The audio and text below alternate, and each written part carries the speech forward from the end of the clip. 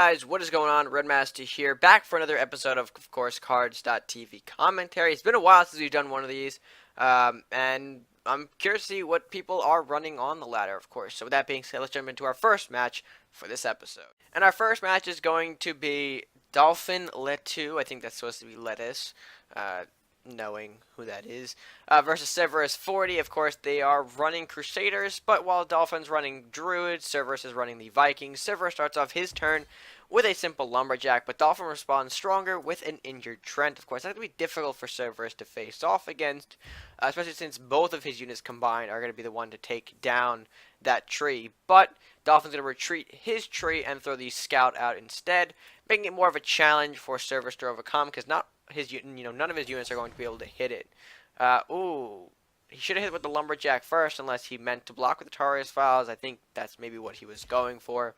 But still, an interesting move to block off Dolphin's main point of attack via Tarius Files. But will Dolphin hit the Tarius Files is the question. He will not. Instead, if he'll kill a Lumberjack, play that Forest Revolt as you saw there. But Cerberus responds with another Warrior, hitting back the Scout and with the Trent as well. A Lich comes out as well, freezing both trees. The Lich will actually hit with the one of the injured Trents, I believe. Injuring it, but of course he'll die in the process. Dolphin responds with a Barbarian of his own. I'm not sure what kind of theme Dolphin's deck is going for here, but Cerberus, I think I know what he's running here. So Shaman's going to ultimately finish off one of those trees there. Lumberjack positioning. He opened his castle up, but Dolphin's going to take advantage of that with a Blessing of the Trent. A good move to position a heavy statted unit on the, right on the castle there. And to boot, he plays another Barbarian to get rid of that Shaman. So Cerberus is in trouble here. Spear Strike, though, on a Lumberjack will not really finish the already 6/7 Barbarian, but he will kill one of the Barbarians and play a Vicious Sunflower to boot. Its Sluggish isn't really going to help, though. He'll have to wait a turn before he can attack. Another Blessing of the Trent on that Barbarian there. A Trent going in for another hit on the castle, and a Minotaur coming in as well to really solidify Dolphin's presence on the board here. So it might be over. What can Cerberus do, though? He'll play a Hands of the Saint to give his castles an extra chance here, plus a Reinforce as well for some additional draw. So I don't think it's going to be enough, though. Yeah. So he surrenders, and Dolphin picks up a victory. Very nicely done by Dolphin, despite his spawn being blocked by the Tarius Files. I think Cerberus might have been going for a War Party, but he didn't really have the resources to really stand up against buffed units like we saw there. But anyway, a good first match to start things off here, so let's jump right into the second match and see what goes down. Match number 2 will be Osiris taking on ManaMighty. Osiris, of course, starting off strong with a Salahar Rider, a solid opening play. I mean, it's either that or a Lumberjack nowadays. But a Metal from ManaMighty will throw out a Northland Wolf. Interesting how he doesn't want to take this damage early, so he's going to go for a Wolf play now. The Salahar will collide into the Wolf, and of course hit the castle with his last will damage. Osiris responds also with a Dwarven Miner, so he's really trying to push some sort of early offense. But a Dagger Storm from Mana is going to cut off that Dwarven Miner short. Osiris has to respond with a Dwarven Paladin. There's not really much he can do judging by his hand. Of course, you saw that he's going to retreat it down there for now. Mana's going to take this opportunity to Bestial Rage plus Dragon's Horde, so he'll kill or hit the castle once, and then retreat. Interesting. So he won't exactly kill the Paladin, but that leaves Osiris to give a Dragon Crest shield, so now it's going to be harder for Mana to get rid of. I think he should have killed the Paladin there, but a Murder is going to come in and finish off that that Paladin. I don't think armor counts as direct health. I'm not too sure about that, but anyway, Osiris has to play his Dino Rider now, to give himself a bit more board presence. Mana responds with a Call for Aid, so now he's got 2 Rangers in his hand to play later. I think hopefully to block off this Dino Rider. Osiris, I was going to give it a Dragon Crest shield and Battle Ray, so he's really sort of amping this thing up to be his be-all and end-all unit, which is going to be a challenge for Mana to take down for sure. Sure, a Ranger can come in and hit it, which it does, but I think no, that was a smart choice, because now, of course, the Dino Rider isn't going to have that much health to work with, so he's got to make a choice here of confronting the Ranger or not. I don't think he is, because he wants another draw from a hit like that, so he will get it. Of course, he has to trade at this point, so Osiris draws a Faith Everlasting. And a Southport Captain plus Northland's Bear comes out to support Mana's board. So I don't know. I think Osiris is the one that might be a little more in trouble here. But we'll see how things go. He traded one of his Dwarven Miners into the Southport Captain. Also plays a Faith Everlasting, gets that rebound as well. So now he can play it again at at no cost to him. And his castle's fully healed up thanks to that church. So man's gonna have to find some way to get rid of that church to, effectively turn the tide of this game.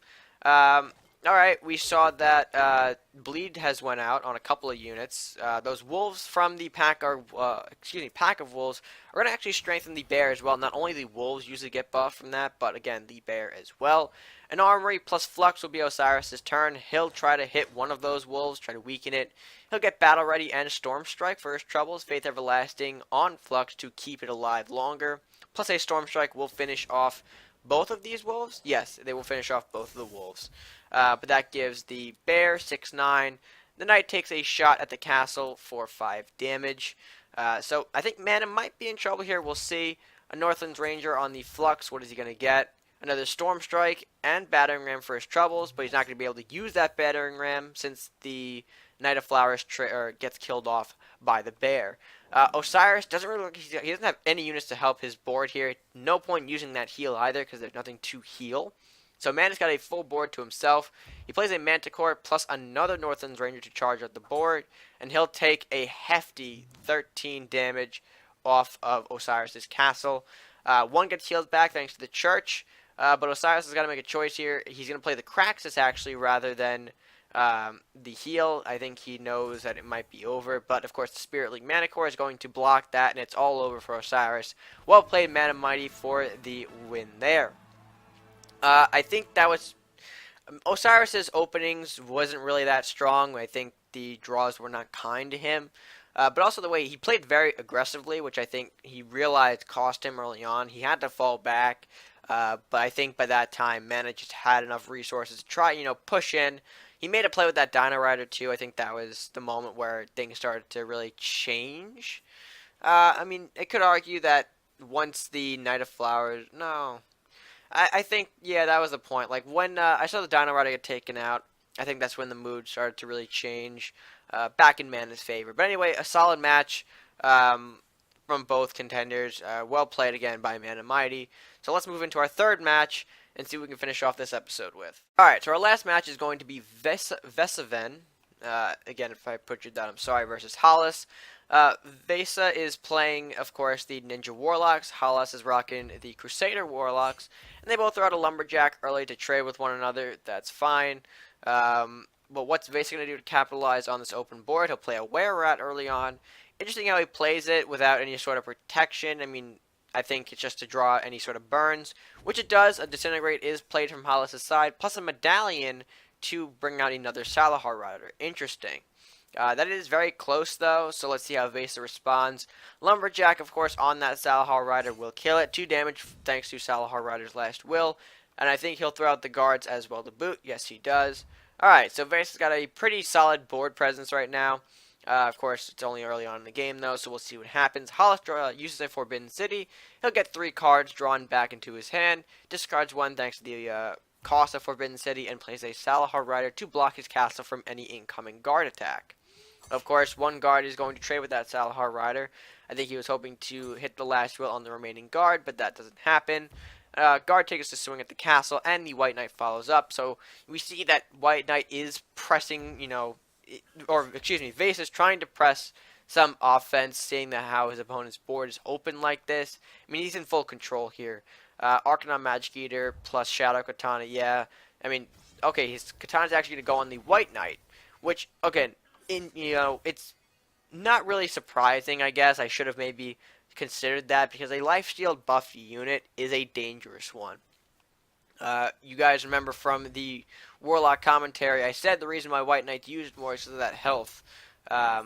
You see, like, okay, so he's going to try and lower the health as much to try to block a lifesteal, but again, he's going to take 5 off from the castle, and now it's back at full health.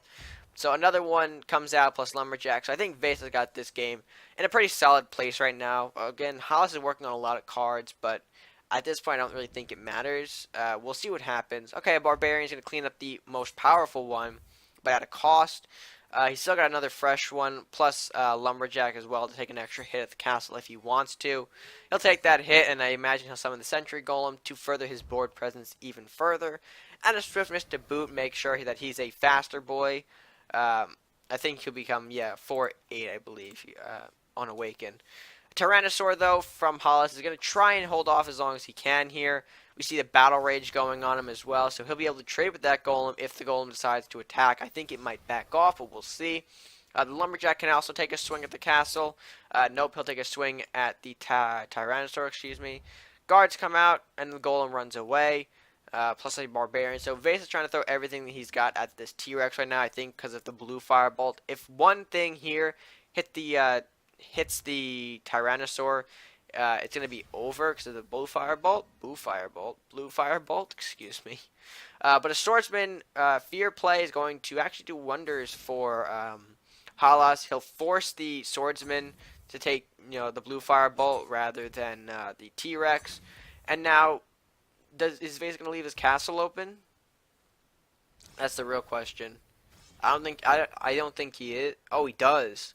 So if Hallas can buff this guy or burn the castle, it's over. I think Vase knew his mistake, and unfortunately had to give up there. But a good win for Hallas, taking out Vase's, I think, Awaken First Strike hybrid deck. I want to assume what that is. I still can't figure out what it is yet. But ultimately, a very good way to close off Cards.tv. So amazing matches today. And, yeah. I think things went well for all these guys. Again, big GGs to everyone involved. Again, good matches all around. With that being said, guys, that's going to do it for this episode of Cards.tv Commentary. If you guys did enjoy, please sure to leave a like on the video, share your thoughts, share this video with your friends, and share your thoughts down in the comment section below on the matches, on what you feel about the game even. I mean, I don't know. Anything can go in the comment section, really. Well, nowadays. With that being said, while you're down there as well, be sure to hit that subscribe button as well. Help show your support to the channel. Help us grow all by clicking that subscribe button at no additional cost to you. And with that being said, guys, that's all for me for now. So until next time, stay gaming.